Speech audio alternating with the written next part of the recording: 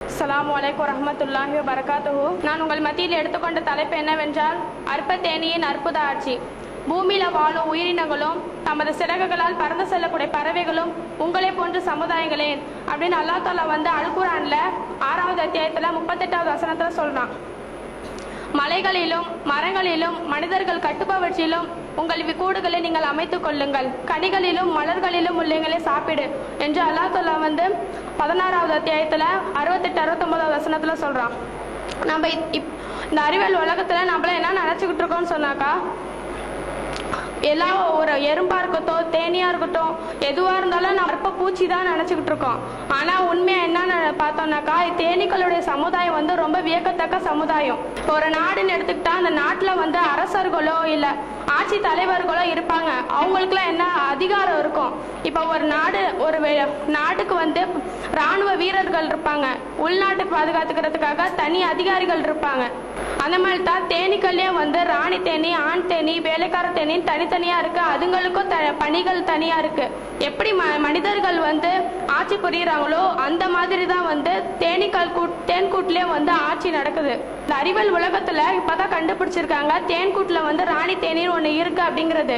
ஆனா நபி ஸல்லல்லாஹு அலைஹி வஸல்லம் அவங்க வந்து சஹாபாக்கள்கிட்ட வந்து தேனீக்களை பத்தி சொல்லும் போது என்ன சொல்றாங்கன்னா, யா ஆசிபி நஹ்ல், தேனீக்களின் ராணி, தேன்கூட்ல வந்து ராணி தேனின்னு ஒண்ணு இருக்குன்னு சொல்றாங்க. பிற்காலத்துல வந்து தஜ்ஜால் வருவான். அவன் வந்து என்ன செய்வான்னாக்கா, மழை பொழியுமாறு கட்டளையிடுவான். உடனே மலைகள் வந்து பொழியும். செடிகள் முளைக்குமாறு கட்டளையிடுவான். செடிகள் வந்து முளைக்கும். உடனே நான் தான் உங்களுடைய கடவுள், என்னை வணங்குங்கள் சொல்லுவான். ஆனா வந்து மக்களுங்க எல்லாம் அவனை மறுப்பாங்க. மறுநாள் வந்து அவங்க மக்கள்கள் வந்து அவங்களுடைய செல்வங்கள் வந்து அவங்க இழந்துடுவாங்க. அப்ப அவங்க தஜ்ஜால் வந்து என்ன செய்வானாக்கா, பாலெடுத்து ஒரு இடத்துக்கு போய் உங்கள் புதையல்களை வெளிப்படுத்துன்னு சொன்னோடனே அந்த புதையல்களை வெளிப்படும். இப்ப வந்து ராணி தேனீக்கள் எப்படி வந்து மற்ற தேனீகள் பின்தொடருதோ அந்த மாதிரி தான் வந்து தஜ்ஜால வந்து புதையல்கள் பின்தொடருது. நபி ஸல்லல்லாஹு அலைஹி வஸல்லம் வந்து தஜ்ஜாலை பத்தி சொல்றாங்க. அறிவிப்பர் வந்து நவாஸ் பின் சம்ஆன் ஜல்லி, நூல் முஸ்லிம் 5628. ராணி தேனீக்கள் வந்து எப்படி கூட்டுக்குள்ள இருக்கிற வரைக்குமோ மற்ற தேனீகளும் கூட்டுக்குள்ளதான் இருக்கும்.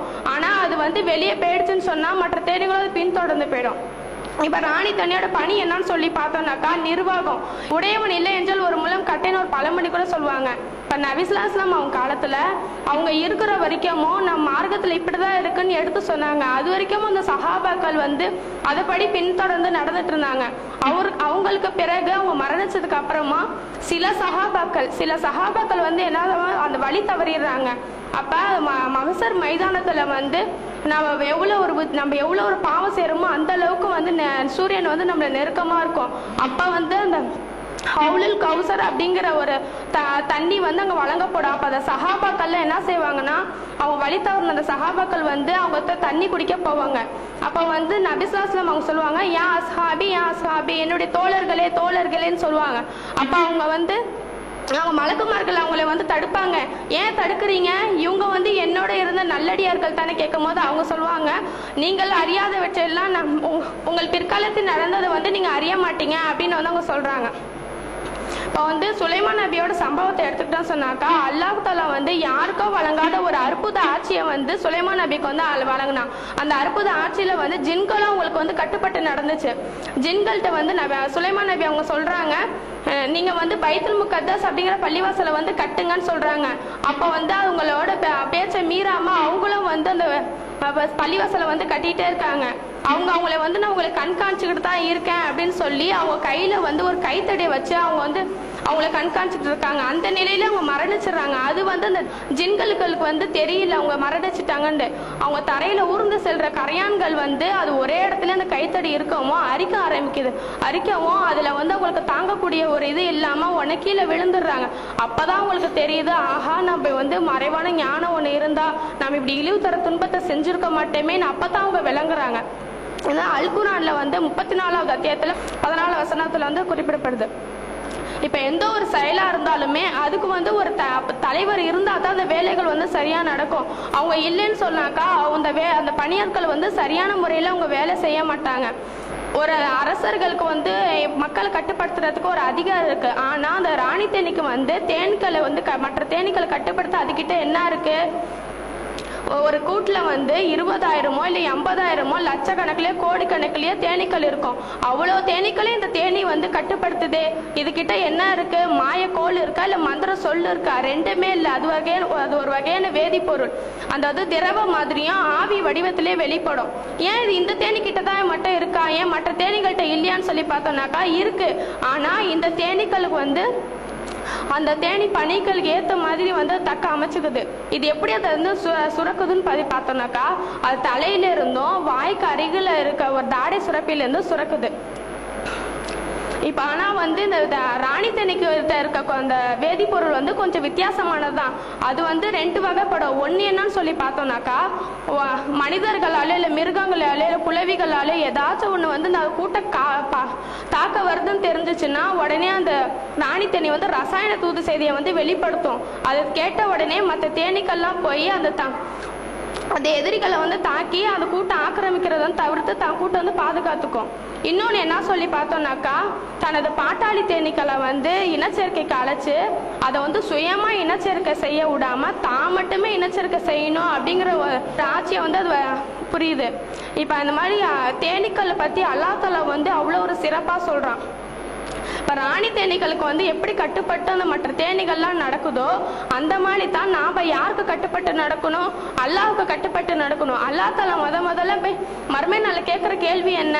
தொழுதி அந்த கேட்பான். அந்த தொழுகையை வந்து தொழுகிறவங்க பார்த்தா தொழுகிறது கிடையாது. இப்போ பெற்றோர்கள் எடுத்துக்கிட்டா அந்த பெற்றோர்கள் தொழுகிறீங்களா நோன்பு வைக்கிறாங்களா பார்த்தா நோன்பு வைக்கிறது கிடையாது.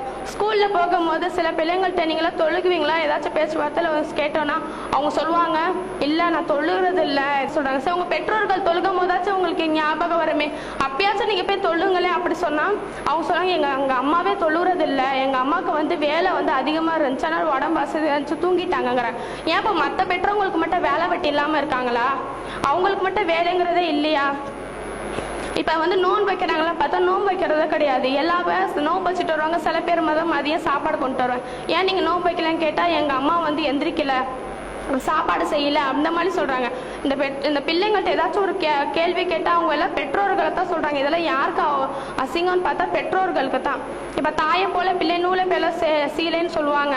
இப்போ வந்து பெற்றோர்கள் வந்து நாங்கள் காலையில் 8:30 மணிக்கோ 9 மணிக்கோ அப்போதான் பால் ஸ்கூலுக்கு வந்து போவோம். அப்போ அவங்க என்ன செய்வாங்க? பெற்றோர்கள் அப்போ தான் பால் வாங்க வருவாங்க. எப்படி மறைக்க வேண்டிய இடத்த மறைக்காம ஹிஜாபை பேண வேண்டிய இடத்துல பேணாம இந்த ஹிஜாபை அணிஞ்சு ஒரு பெண்ணோ யாரோ போனாங்கன்னா அப்போதான் வெக்கம் வரும்.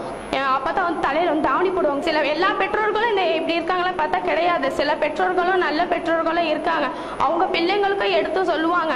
ஆனா அந்த பிள்ளைங்க வந்து என்ன செய்வாங்கன்னா அவங்க அம்மா இருக்கிற வரைக்கும் மட்டும் அந்த மாதிரி நடந்துக்கிட்டு ஸ்கூல்ல எப்படி இருக்காங்க சொல்லி பார்த்தானாக்கா ஹிஜாபை ஒழுங்கா பேணாம ஸ்கூல்ல கொடுக்குற யூனிஃபார்ம் மட்டும் போட்டு அவங்க வந்து அங்க டீச்சர்ஸ் வந்து எங்க மிஸ்ஸுங்க மட்டும் தான் அங்க இருப்பாங்களா பார்த்தா கிடையாது. அங்க வந்து சாருங்களும் தான் இருப்பாங்க.